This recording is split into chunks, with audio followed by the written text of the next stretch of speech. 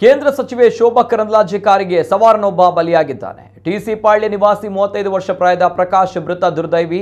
ಬೆಂಗಳೂರಿನ ಕೆಆರ್ ಪುರಂ ಸಮೀಪದ ದೇವಸಂದ್ರ ವಿನಾಯಕ ದೇವಸ್ಥಾನ ಬಳಿ ಕಾರು ಹಾಗೂ ಬೈಕ್ ನಡುವೆ ಅಪಘಾತ ಸಂಭವಿಸಿದೆ.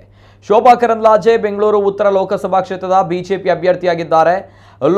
ಶೋಭಾ ಕರಂದ್ಲಾಜೆ ಲೋಕಸಭಾ ಚುನಾವಣೆ ಪ್ರಚಾರದಲ್ಲಿ ತೊಡಗಿದ್ರು. ಪ್ರಚಾರದ ವೇಳೆ ನಿಲ್ಲಿಸಿದಂತಹ ಕಾರಿನ ಡೋರ್ ತೆರೆಯುವಾಗ ಹಿಂಬದಿಯಿಂದ ಬೈಕ್ನಲ್ಲಿ ಕಾರಿನ ಡೋರ್ಗೆ ಗುದ್ದಿದೆ. ಈ ವೇಳೆ ಗಂಭೀರ ಗಾಯಗೊಂಡ ಪ್ರಕಾಶ್ ಅವರನ್ನು ಆಸ್ಪತ್ರೆಗೆ ಸಾಗಿಸಲಾಗಿದೆ. ಆದರೆ ಚಿಕಿತ್ಸೆ ಫಲಿಸದೆ ಪ್ರಕಾಶ್ ಮೃತಪಟ್ಟಿದ್ದಾರೆ.